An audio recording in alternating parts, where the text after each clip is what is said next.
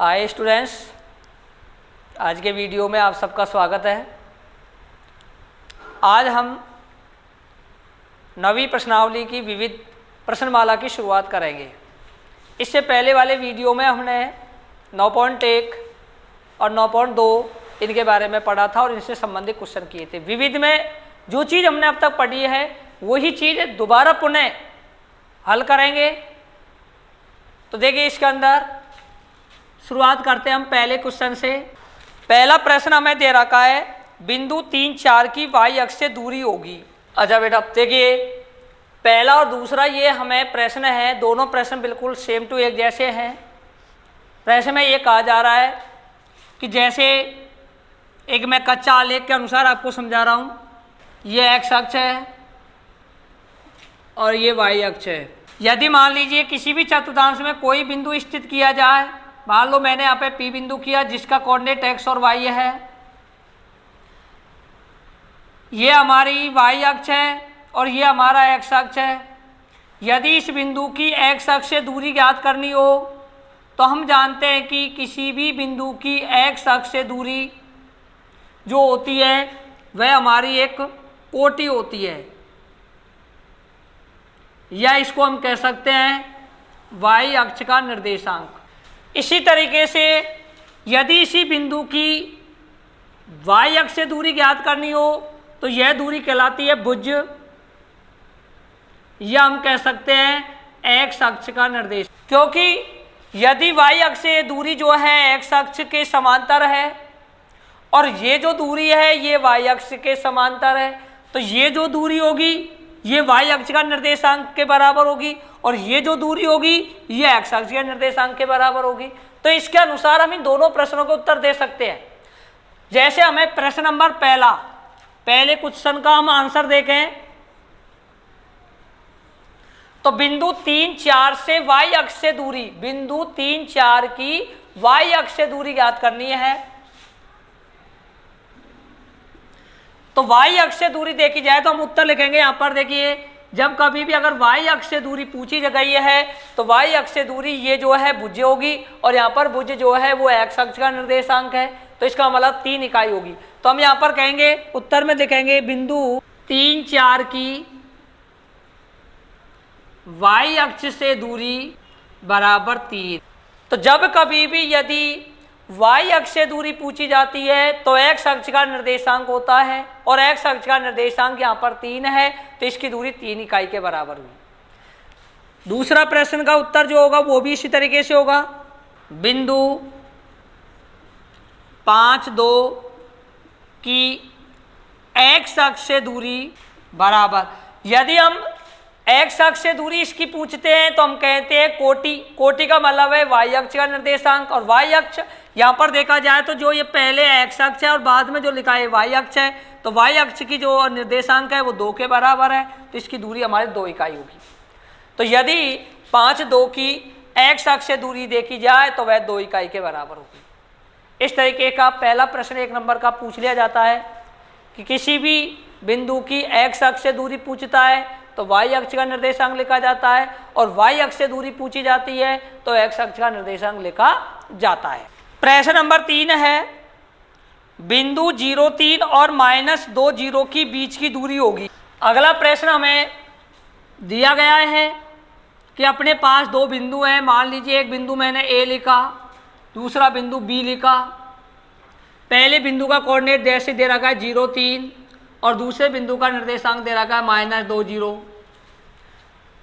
प्रश्न में हमसे कहा जा रहा है कि इन 2 बिंदुओं की बीच की दूरी कितनी होगी। जब कभी भी यदि हम 2 बिंदुओं की बीच की दूरी ज्ञात करते हैं तो हमने सूत्र पढ़ा है कि अंडर रूट में x2 - x1 का whole square plus y2 - y1 का होल स्क्वायर होता है। तो यदि हमें जैसे AB की दूरी ज्ञात करनी है, बराबर होगी अंडर रूट में x2 - x1 का whole square plus y2 - y1 का होल स्क्वायर। तो देखिए, सबसे पहले अब ये बात आती है कि x2, x1, y2, y1 का मान कहाँ से प्राप्त होगा।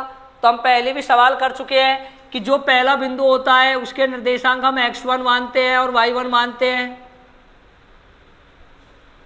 और दूसरा जो बिंदु होता है उसके निर्देशांक हम x2 और y2 मानते हैं। तो यहाँ से हम x1, y1, x2 और y2 के मान निकालते हैं। तो ये x1 का मान 0, y1 का मान 3, x2 का मान -2, y2 का मान 0। तो इसमें रखते हैं हम -2 -0 पूरे का वर्ग प्लस 0 माइनस और प्लस का 3 है तो या माइनस के 3। देखिए -2 में -0 तो ये हम पर बचेगा -2 उसका वर्ग हो जाएगा। इधर 0 -3 करेंगे तो -3 बचेगा, इसका वर्ग हो जाएगा। -2 का वर्ग करेंगे तो प्लस का 4 आएगा और -3 का वर्ग करेंगे तो प्लस का 9 हो जाएगा। दोनों को जोड़ने पर हमारे पास अंडर रूट में 13 प्राप्त होगा। 13 का वर्गमूल नहीं किया जा सकता है क्योंकि एक अभाज्य संख्या है, तो इसके कोई गुणनखंड नहीं होंगे। इसका मतलब हम कह सकते हैं अतः AB की दूरी बराबर √13 इकाई मात्रक। तो इस तरीके से हम पहले भी जब शुरुआत की प्रश्नावली की उस समय भी हमने दो बिंदुओं के बीच की दूरी ज्ञात की थी। तो इस तरीके से हम दो बिंदुओं के बीच की दूरी ज्ञात कर सकते हैं। चौथे प्रश्न में कहा जा रहा है कि बिंदु -2 1, 2 -2 और 5 2 शीर्ष वाला त्रिभुज है। देखो हमें यहाँ पर 3 बिंदुओं के निर्देशांक दिया गया है और 3 बिंदुओं को मिलाने से एक त्रिभुज बना गया है। इन तीनों शीर्षों के मिलाने से बनने वाला त्रिभुज किस प्रकार का है? तो हमने पहले भी त्रिभुजों के बारे में पढ़ा है। शुरुआत में जब परिभाषा की उस समय भी आपको परिभाषाएं बताई गई थी कि त्रिभुज जो है हम यहाँ पर 3 प्रकार के पढ़ते हैं। त्रिभुज जो होते हैं वो 3 प्रकार के होते हैं। भुजाओं के आधार पर हम पहला त्रिभुज समबाहु त्रिभुज, दूसरा त्रिभुज समद्विबाहु त्रिभुज, तीसरा त्रिभुज विषमबाहु त्रिभुज। समबाहु त्रिभुज का मतलब है जिस त्रिभुज की तीनों भुजाएं समान माप की हो तो वह एक समबाहु त्रिभुज कहलाता है। यदि किसी त्रिभुज की 2 भुजा समान और एक भुजा असमान हो तो वह समद्विबाहु त्रिभुज कहलाता है। और यदि किसी त्रिभुज की तीनों भुजाएं असमान माप की होती है तो वह एक विषमबाहु त्रिभुज कहलाता है। यहाँ हमारा एक त्रिभुज समकोण त्रिभुज भी बन सकता है और समकोण त्रिभुज समद्विबाहु या विषमबाहु त्रिभुज एक समकोण त्रिभुज भी हो सकता है। इसके लिए हम एक पाइथागोरस प्रमेय के बारे में हमने बताया था। पाइथागोरस प्रमेय का मतलब है कि अपन जैसे त्रिभुज की 3 भुजाओं की माप निकालेंगे उनमें सबसे बड़ी भुजा का वर्ग छोटी 2 भुजाओं के वर्गों के योग के बराबर हो जाती है तो वह एक समकोण त्रिभुज होता है। तो यहाँ हमको यही बताना है कि इन 3 शीर्षों से बनने वाला त्रिभुज किस प्रकार का है। तो जैसे मैं यहाँ पर एक कच्चा चित्र बना रहा हूँ, पहले ये एक कच्चा त्रिभुज बनाया। अब हमें इस त्रिभुज की तीनों भुजाओं की माप ज्ञात करनी है और तीनों भुजाओं की माप ज्ञात करने के लिए अपन ने 2 बिंदुओं के बीच की दूरी पढ़ी है। हम सबसे पहले AB की दूरी निकालेंगे तो भुजा AB की माप आ जाएगी। BC की दूरी ज्ञात करेंगे, भुजा BC की माप ज्ञात हो जाएगी। AC की दूरी निकालेंगे तो AC की भुजा माप। तो हम यहाँ पर त्रिभुज ABC में सबसे पहले मैं भुजा BC की माप ज्ञात कर रहा हूँ। अब देखिए, अब जब हम AB की दूरी ज्ञात करेंगे, जब हम भुजा AB की दूरी ज्ञात करेंगे तो AB की दूरी ज्ञात करने के लिए पहला जो बिंदु A है इसके निर्देशांक हम x1 और y1 मान लेंगे और इसके निर्देशांक हम x2 और y2 मान लेंगे। यहाँ से हम मान रखेंगे तो हमें प्राप्त होगा 2 माइनस और माइनस का यहाँ पर 2 है तो माइनस और माइनस प्लस का 2 हो जाएगा, इसका वर्ग प्लस y2 का मान -2 माइनस y1 का मान +1 है तो यहाँ -1 का वर्ग। अब इसे हम सरल करेंगे तो 2 और 2 4, 4 का वर्ग करेंगे प्लस -2 में -1 जोड़ेंगे तो -3 इसका वर्ग हो जाएगा। 4 का वर्ग 16 प्लस 3 का वर्ग 9 बराबर हो गया अंडर रूट में 25, जिसको हम बराबर लिख सकते हैं 5। तो हमारी AB की जो दूरी है वो 5 इकाई मात्रक के बराबर प्राप्त हुई। इसी तरीके से अब चलते हैं हम BC की दूरी, भुजा BC की माप। देखिए, जब हम भुजा BC में चलेंगे तो हमें क्या करना होगा कि जो पहला बिंदु जैसे B है, B से C चल रहे हैं तो इसके निर्देशांक मैंने x1 और y1 मान लिया और C के निर्देशांक जो हैं ये मैंने x2 और y2 मान लिया। यहाँ से अपन इस सूत्र में मान रख देते हैं। फिर तो x2 5 - 2 प्लस y2 - y1 तो 2 और माइनस माइनस प्लस हो जाएगा तो 2 + 2 हो जाएगा। ये 5 में से 2 गए तो 3 का वर्ग प्लस 4 का वर्ग। पुनः इसको जैसे हम हल करेंगे तो 9 प्लस 16, 16 और 9 मिलके हो गया अंडर रूट में 25, और 25 का वर्गमूल करेंगे तो इसकी माप भी हमें 5 इकाई मात्रा प्राप्त हुई। तो हमारी दूसरी भुजा भी 5 माप की प्राप्त हुई है। अब इसकी तीसरी भुजा बचती है AC। अब भुजा AC की माप सूत्र हमारा इसी तरीके से लग जाएगा, x2 माइनस x1 का whole square plus y2 minus y1 का होल स्क्वायर। अब बात आती है अपर मान रखने की। तो हम जैसे ही A से C चल रहे हैं तो अपन चाहे तो इसके निर्देशांकों को x1 और y1, इसको x2 y2 मान लेता हूँ मैं। तो इसको मैंने फिर दोबारा इसी प्रकार लिख दिया x1 और y1, और इसके निर्देशांक मैंने x2 और y2 के रूप में माना। मैं आप से मान रखता हूँ तो x2 5 और ये माइनस का 2, तो ये हो जाएगा माइनस 5 और माइनस माइनस प्लस के 2 हो गए, इसका वर्ग प्लस y2 का मान 2 और ये हो जाएगा -1।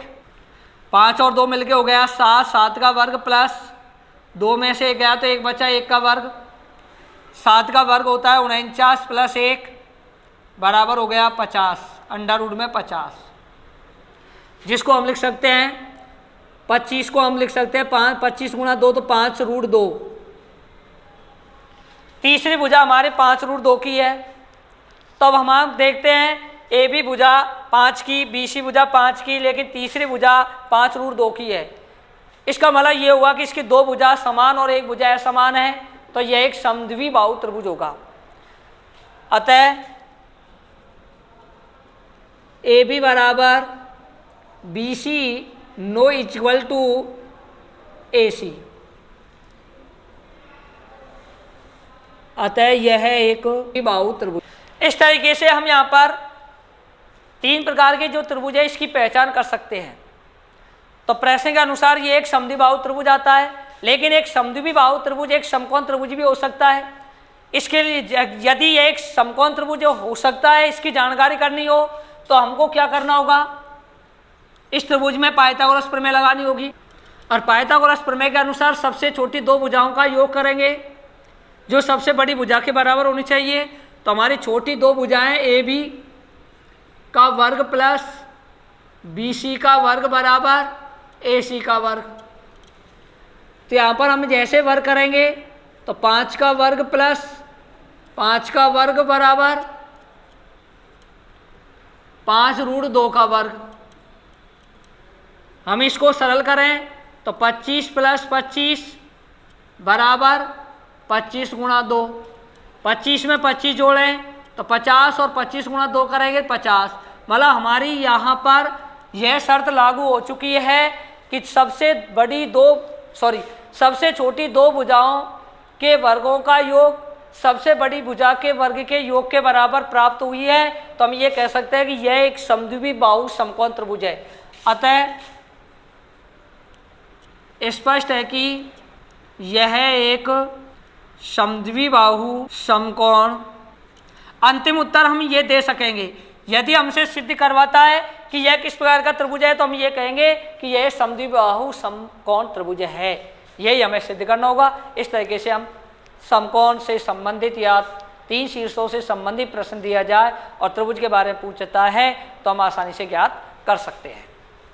अगला हमारा प्रश्न जो है 5वां, हमें दिया गया है बिंदु -1 1 0 -3 5 2 और 4 6 से निर्मित चतुर्भुज है। अब देखो चतुर्भुज आ गया, जैसे अभी इससे पहले वाले प्रश्न में हमने त्रिभुज के बारे में पढ़ा था कि त्रिभुज 3 प्रकार के अपन पढ़ते हैं, समबाहु, समद्विबाहु और विषमबाहु। उसके अलावा हमने समकोण त्रिभुज के बारे में पढ़ा था। अब इस प्रश्न में चतुर्भुज की बात आती है, तो इस प्रश्नावली में हम चतुर्भुज के बारे में भी हमने जब पढ़ा तो 4 प्रकार के चतुर्भुज पढ़े थे कि यहाँ हम 4 प्रकार के चतुर्भुजों के बारे में पढ़ेंगे। उनमें सबसे पहला चतुर्भुज था आयत, दूसरा वर्ग, तीसरा समांतर चतुर्भुज और चौथा है समचतुर्भुज। तो सबसे पहले समांतर चतुर्भुज के बारे में हमने पढ़ा था। समांतर चतुर्भुज ऐसा चतुर्भुज जिसकी सम्मुख भुजाएं समान व समांतर हो तो वह एक समांतर चतुर्भुज कहलाता है। समांतर चतुर्भुज सिद्ध करने के लिए हमें क्या करना होता है कि उस चतुर्भुज की आमने सामने की भुजाएं समान होनी चाहिए। उसके अलावा उसमें खींचे गए 2 विकर्ण जो होंगे वो असमान होने चाहिए। यदि किसी चतुर्भुज की आमने सामने की भुजा समान और दोनों विकर्ण असमान आ जाते हैं तो हम ये कहेंगे कि ये एक समांतर चतुर्भुज है। समचतुर्भुज सिद्ध करने के लिए हमें इसकी चारों भुजाएं समान करनी होगी। चारों भुजाएं समान होने के पश्चात इसके दोनों विकर्ण देखने होंगे। अगर दोनों विकर्ण असमान आ जाते हैं, यदि किसी चतुर्भुज की चारों भुजा समान और दोनों विकर्ण असमान आ जाते हैं तो हम कहेंगे कि यह एक समचतुर्भुज है। तीसरा आता है आयत की बात। आयत सिद्ध करने के लिए हमें क्या करना होगा कि एक समांतर चतुर्भुज, एक आयत तभी हो सकता है जब उसकी आमने सामने की भुजा समान हो और दोनों विकर्ण भी समान हो, तो वह समांतर चतुर्भुज एक आयत बन जाता है। चौथा है वर्ग।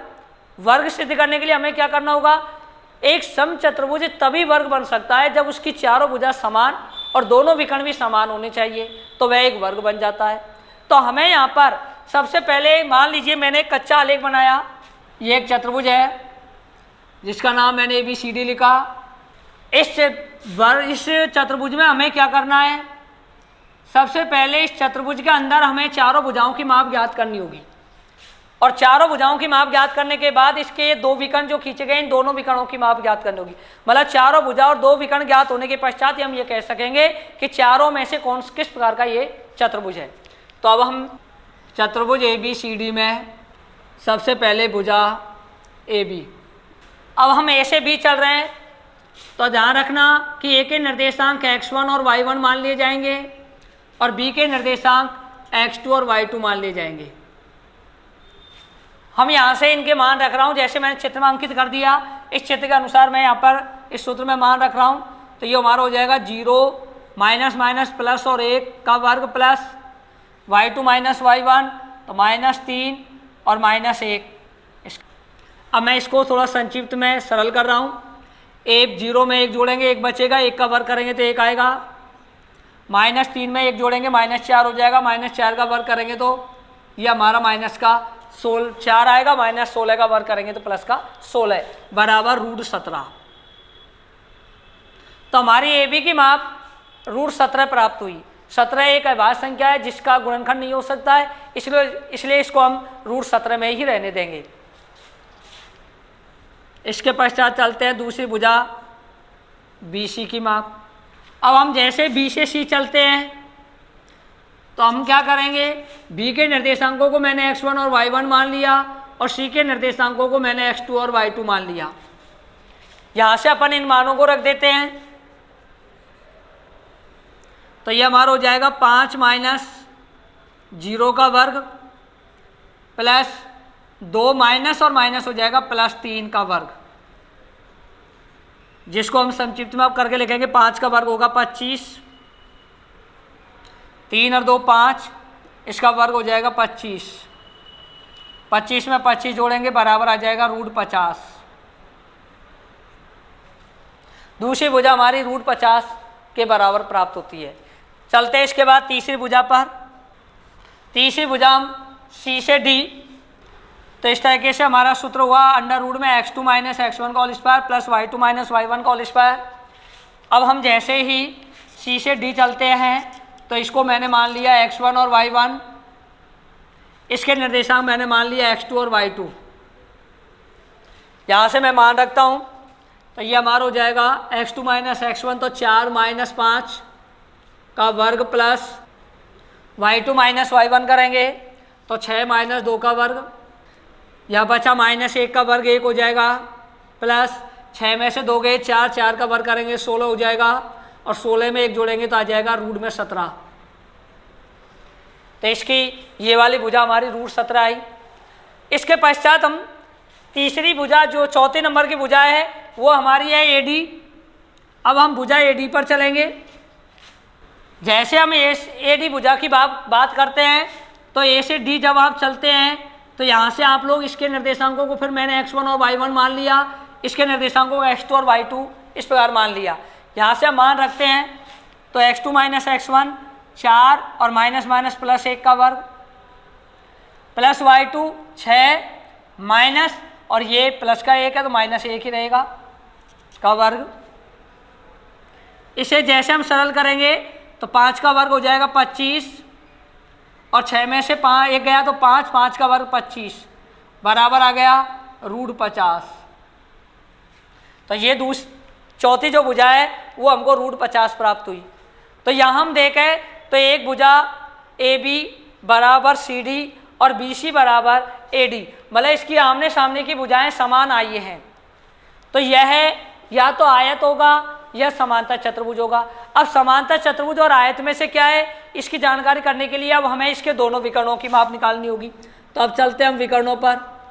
तो विकर्ण AC, जैसे हम विकर्ण AC की माप निकालते हैं तो हमारा ए का कोऑर्डिनेट x1 और y1 माना जाएगा और इसका निर्देशांक अपन x2 और y2 मान लेंगे। ठीक है, यहाँ से अपन x2 और y2 के मान, यहाँ से x1 और y1 के मान रखेंगे। तो यहाँ से हम देखते हैं तो ये हमारा हो जाएगा 5 माइनस, और ये माइनस का 1 है तो प्लस 1 का वर्ग, प्लस y2 माइनस y1 तो ये हमारा हो जाएगा 2 माइनस 1 का वर्ग।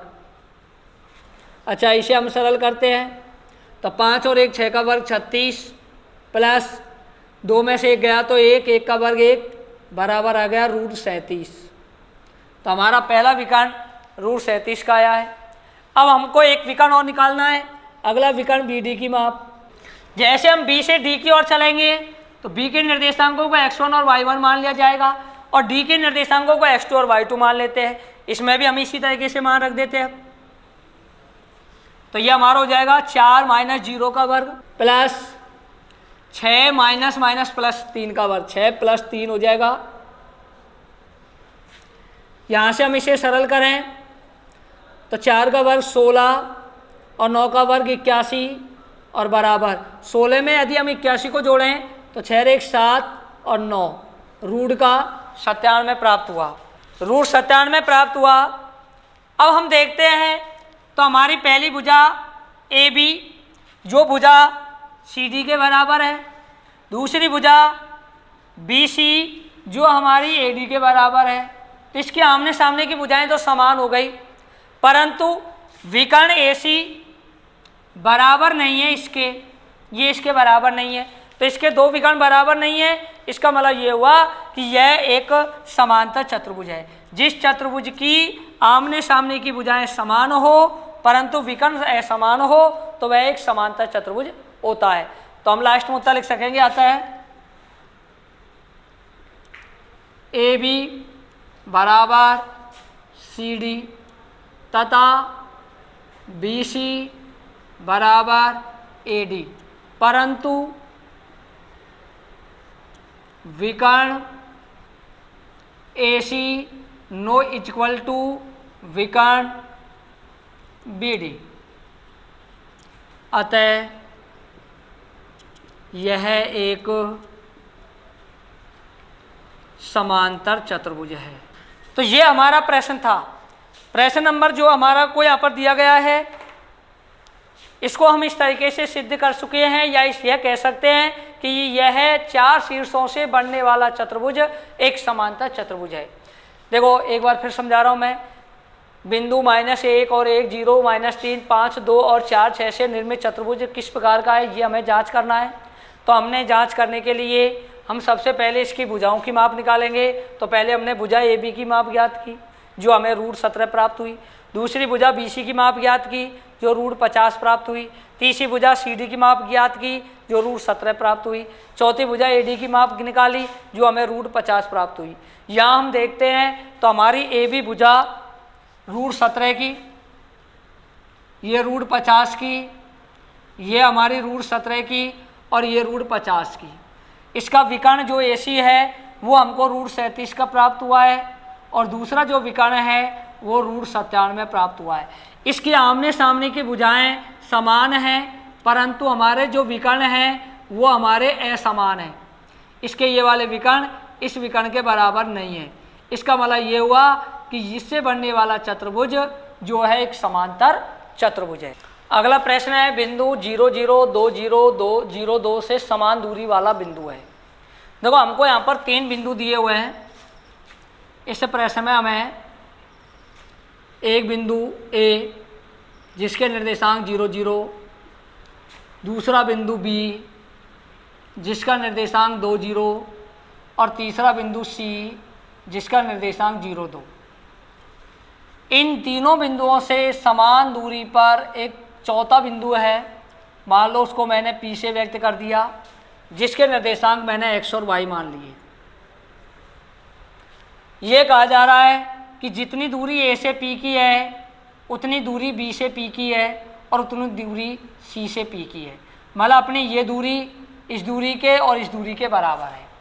प्रश्न में ये कहा गया है कि अब AP, BP और CP तीनों दूरियां समान है, तो P बिंदु के निर्देशांक क्या होंगे। इन तीनों बिंदुओं से समान दूरी वाले बिंदु के निर्देशांक क्या हैं वो हमें यहाँ पर ज्ञात करना है। तो इसको ज्ञात करने के लिए मैंने एक कच्चा आलेख बनाया। अब हम क्या करेंगे, पहले AP की दूरी निकाल लेते हैं, BP की दूरी निकाल लेते हैं, CP की दूरी निकाल लेते हैं। उसके पश्चात हम इनकी दो दूरियों के बीच तुलना करके और हम x और y का मान ज्ञात करेंगे। तो हम यहाँ पर लिख सकते हैं पहले बराबर, मतलब कह सकते हैं AP बराबर BP। यदि मैं इसका वर्ग कर दूं तो अंडर रूट लगाने की आवश्यकता नहीं होगी सूत्र में, तो मैंने AP स्क्वायर बराबर लिख दिया BP स्क्वायर। अब मैं यहाँ पर सूत्र लिख रहा हूँ x2 माइनस x1 का whole square plus y2 minus y1 का होल स्क्वायर। इधर भी यही सूत्र लग जाएगा x2 माइनस x1 का whole square plus y2 minus y1 का होल स्क्वायर। अच्छा बेटा अब देखिए, अब अपन जैसे AP की दूरी निकाल रहे हैं तो AP के लिए मैंने ये x1 और y1 मान लिए और ये मैंने x2 और y2 मान लिए। तो यहाँ से मैं मान रखूँ तो x2 माइनस x1 तो x माइनस 0 का वर्ग प्लस y माइनस 0 का वर्ग बराबर, इधर करते हैं तो इसे मैंने x1 और y1 मान लिए b के निर्देशांक, और इसके निर्देशांक वही x2 और y2 मान लिए गए हैं। तो इसको अपन लिख सकेंगे x माइनस 2 का वर्ग प्लस y माइनस 0 का वर्ग। इसे हम सरल करते हैं तो ये हमारा हो जाएगा x का स्क्वायर प्लस y का स्क्वायर बराबर, इसको सरल करते हैं तो x स्क्वायर माइनस के 4x प्लस का 2 का वर्ग 4 प्लस y का स्क्वायर। देखिए ये जो x माइनस 2 है इसको अपन ने a माइनस बी का होल स्क्वायर वाला सूत्र लगाया है, और a माइनस बी का होल स्क्वायर वाला सूत्र होता है a square minus 2ab plus B square, मतलब पहली संख्या का वर्ग माइनस 2 इंटू प्रथम संख्या इंटू द्वितीय संख्या प्लस द्वितीय संख्या का वर्ग। यहाँ पर अपन ने इस तरीके से इसे सरल किया और इसको अपना 0 है, y में से 0 घटाया, y बचा, y का वर्ग y स्क्वायर हो गया। यहाँ से x स्क्वायर से x स्क्वायर कर जाएगा, y स्क्वायर से y स्क्वायर कर जाएगा। मैं इसका इधर पक्षांतर कर दूं तो ये माइनस का 4x जो इधर आएगा तो प्लस का हो जाएगा और बराबर 4। यहाँ से x का मान प्राप्त हो गया, x बराबर 4/4, 4 से कट के x बराबर आ गया 1। तो इस तरीके से हमें x का मान तो ज्ञात हो चुका है, अब हमें y का और मान ज्ञात करना है। और y का मान ज्ञात करने के लिए फिर हम चाहे तो AP और CP की तुलना कर सकते हैं या BP और CP की तुलना कर सकते हैं, किसी भी इन दोनों में फिर तुलना कर सकते हैं अपन। तो मान लीजिए मैंने इसको लिख दिया पुनः BP बराबर CP, मतलब BP का वर्ग बराबर CP का वर्ग।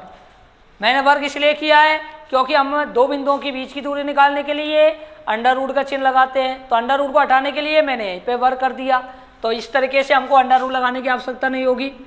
अब हम B से इसमें चलेंगे तो इसके निर्देशांक जैसे x1 y1 x2 और y2 है, तो हम अब इसको सरल करेंगे तो ये हमारा हो जाएगा x माइनस 2 का whole square plus y minus 0 का वर्ग बराबर, इधर अब इसको मान लेंगे x1 और y1, ये हमारा x2 और y2 रहेगा, तो इसको हम लिख सकेंगे x माइनस 0 का whole square plus y minus 2 का होल स्क्वायर।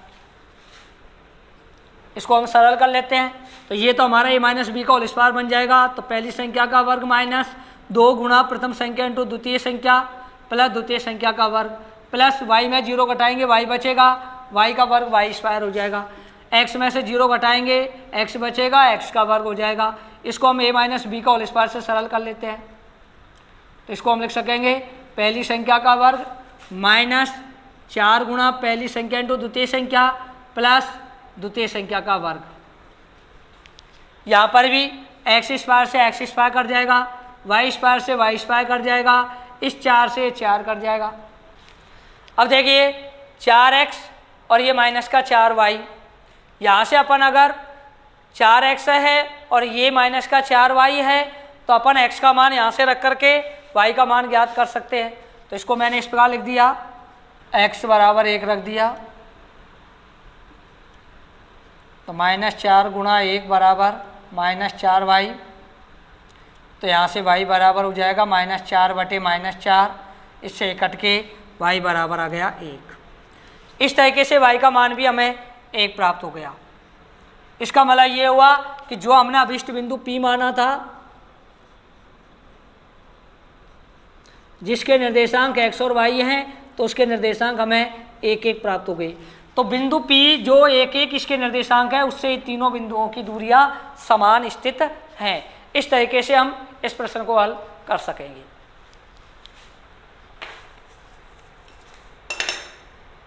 इसके पश्चात आता है क्वेश्चन नंबर 7वां। 7वें प्रश्न में हमें दे रखा है बिंदु 5, 0 और 0, 4 को मिलाने वाले रेखाखंड को बिंदु P 2:3 के अनुपात में अंत विभाजित करता है, तो बिंदु P के निर्देशांक ज्ञात कीजिए। देखो हमें सवाल में क्या कहा जा रहा है, अब इस सवाल को मैं सीधा हल कर रहा हूँ। एक अच्छा आलेख, जैसे मान लीजिए एक बिंदु A लिखा, दूसरी तरफ मैंने एक बिंदु B लिखा। पहले हमें कहा जा रहा है कि बिंदु जो है उसके निर्देशांक 5 और 0, दूसरे बिंदु के निर्देशांक 0 और 4 हैं। इन दोनों बिंदुओं को मिलाने वाला एक रेखाखंड खींचा और एक कोई अन्य बिंदु है, मान लीजिए इस रेखाखंड को विभाजन कर रहा है, जिसके निर्देशांक मैंने x और y मान लिए। यह बिंदु इसको अंत विभाजन कर रहा है, जो भी 2:3 में 2:3 में अंत विभाजन करता है। तब हमसे ये कहा जा रहा है तो इस बिंदु P के निर्देशांक क्या होंगे।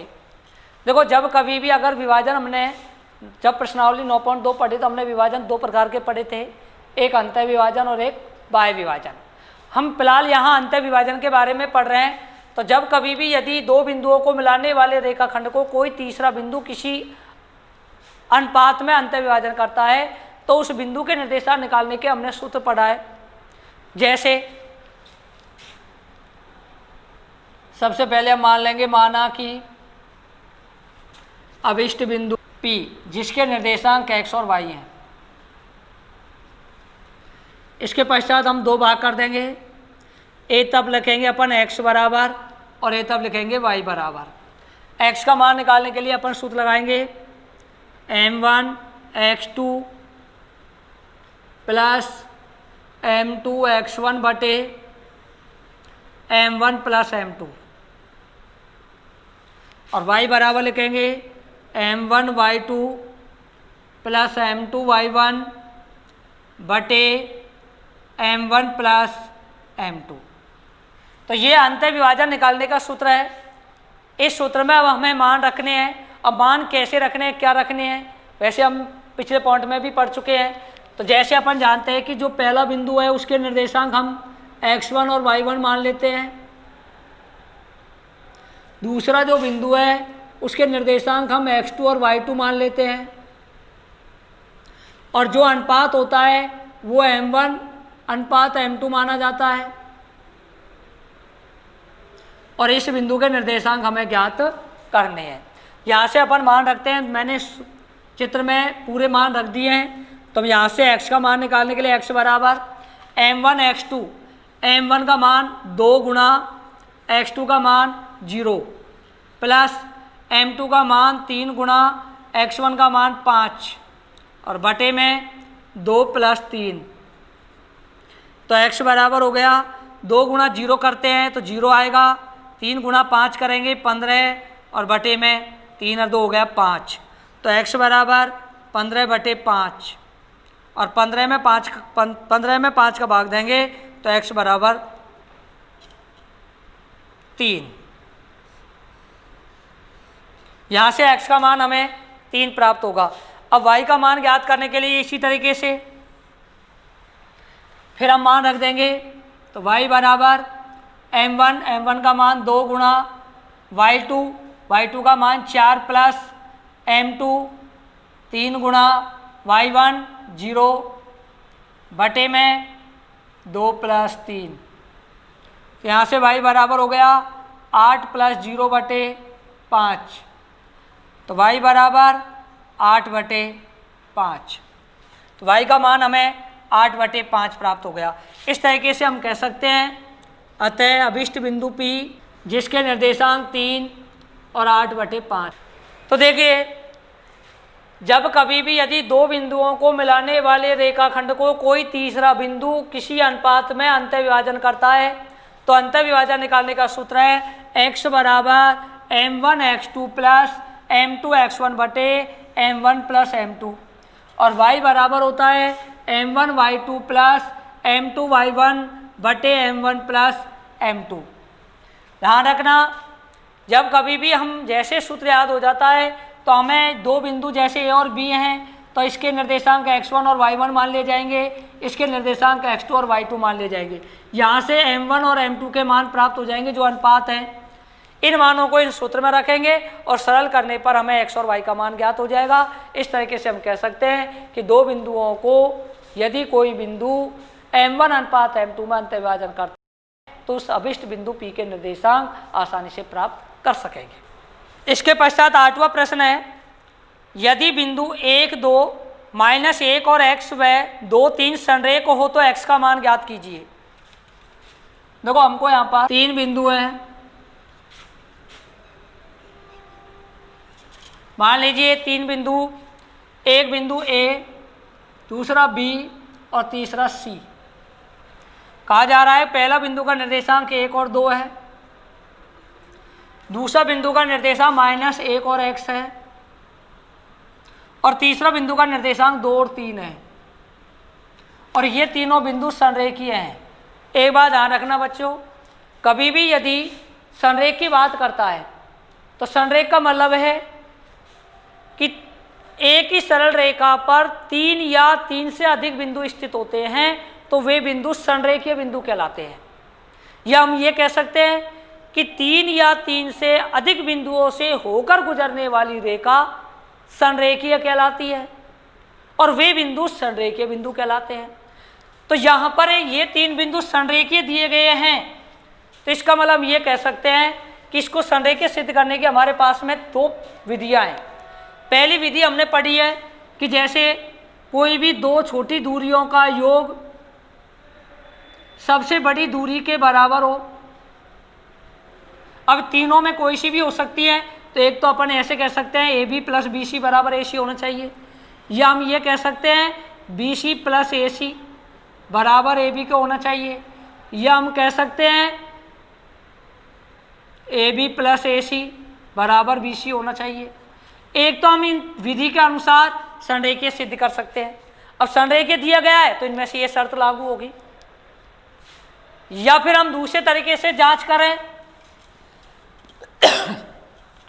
तो अपन प्रवणता के अनुसार, तो मैं यहाँ पर इस सवाल को प्रवणता के अनुसार ज्ञात कर रहा हूँ, तो इसकी निकालने के लिए अगर ये तीनों बिंदु संरेखीय है, यहाँ पर लिखेंगे चूंकि बिंदु A, B और C संरेखीय हैं,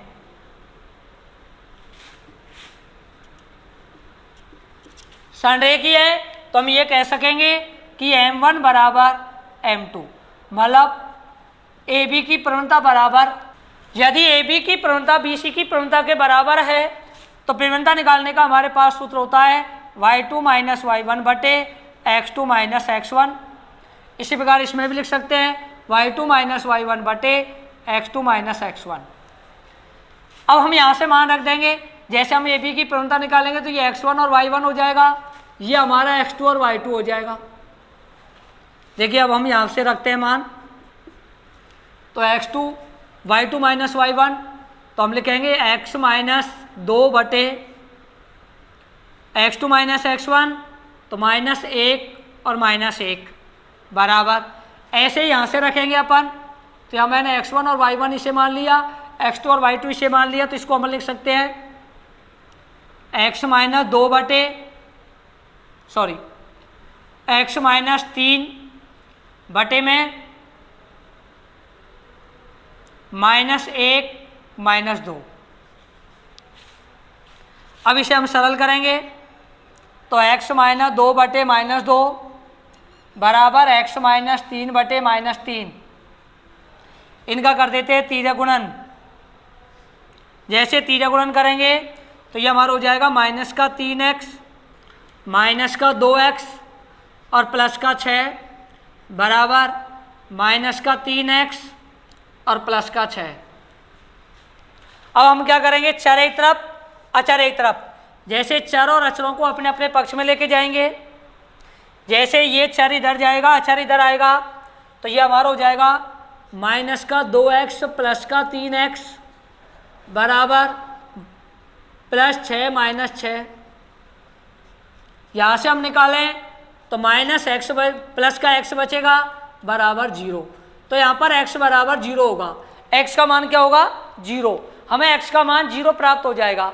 इसका मतलब ये हुआ कि यहाँ जो बिंदु B दिया गया है इस x का मान 0 होगा।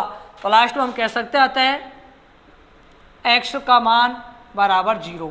तो बिंदु B में -1 और 0 पर स्थित है। ये इसका उत्तर होगा। इस तरीके से यदि 3 बिंदु संरेखीय दिए जाते हैं और किसी एक बिंदु पर इस प्रकार कोई भी चर मान दिया जाए और उस चर का मान निकलवाता है तो हम आसानी से ज्ञात कर सकते हैं। इसके पश्चात 9वां प्रश्न है, बिंदुओं 3a और 4a की बीच की दूरी √10 हो तो a का मान ज्ञात कीजिए। देखो प्रश्न में हमें ये कहा जा रहा है कि 2 बिंदु हैं, एक बिंदु A और दूसरा बिंदु B।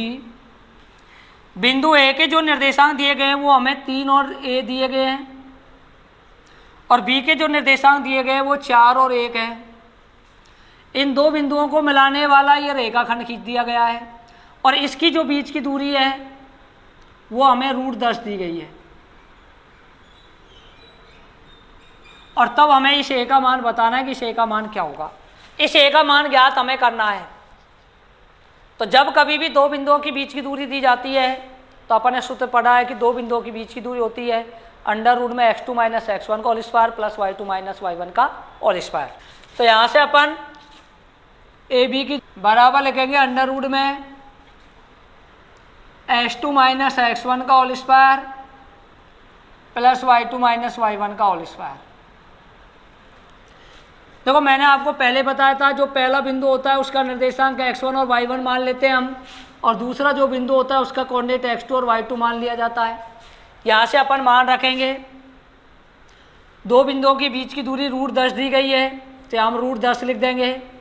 इधर हम मान रख देते हैं इसमें तो √ में x2 का मान 4 - 3 x1 का मान का whole square plus y2 - y1 में 1 - a का होल स्क्वायर। दोनों पक्षों में वर्गमूल का चिन्ह लगा हुआ है तो इस वर्गमूल का चिन्ह हटाने का हमारे पास क्या तरीका होता है, जब कभी भी हमें वर्गमूल का चिन्ह हटाना हो तो दोनों पक्षों का वर्ग कर देते हैं। तो हम यहाँ पर दोनों पक्षों का वर्ग कर देंगे। जैसे हम दोनों पक्षों का वर्ग करेंगे तो इधर से √ हट जाएगा, केवल 10 बचेगा। इधर से भी √ हट जाएगा, इधर 1 का वर्ग हो जाएगा 1। 3 में से 3 गया, 4 में से 3 गया, 1 बचा प्लस इधर हमारा 1 - a का होल स्क्वायर।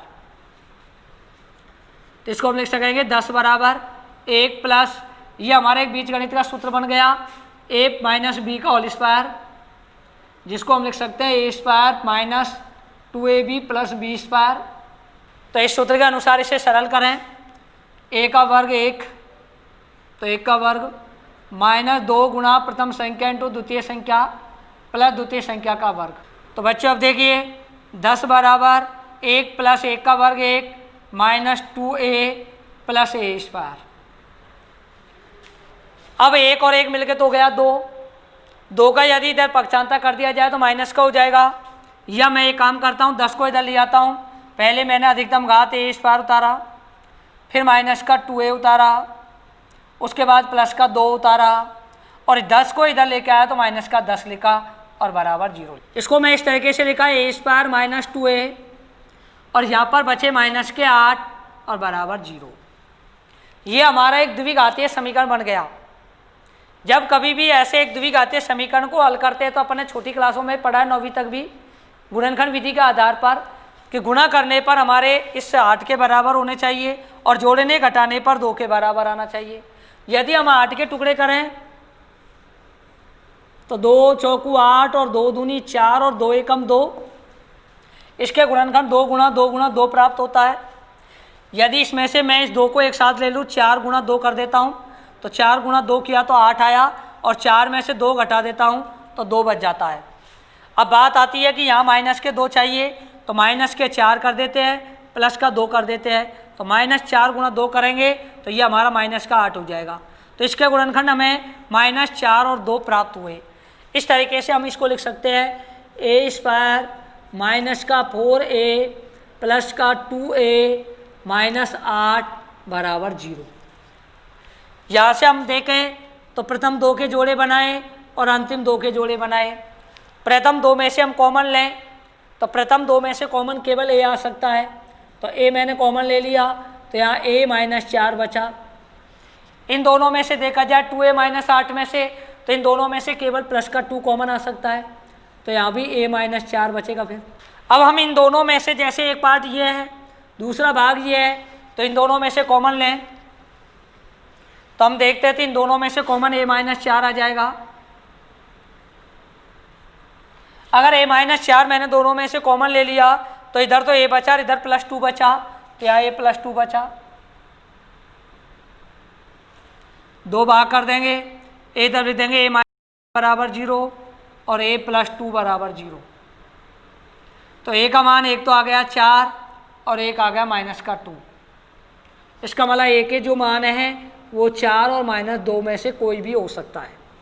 यदि हम 4 रखते हैं तब भी इन दो बिंदुओं के बीच की दूरी √10 आती है, और यदि a के स्थान पर -2 रखते हैं तब भी इन दो बिंदुओं के बीच की दूरी √10 आती है। इसका मतलब ये हुआ कि यदि बिंदु a की बात करें तो बिंदु a के निर्देशांक 3 और 4 हो सकते हैं, या a के निर्देशांक 3 और -2 हो सकते हैं।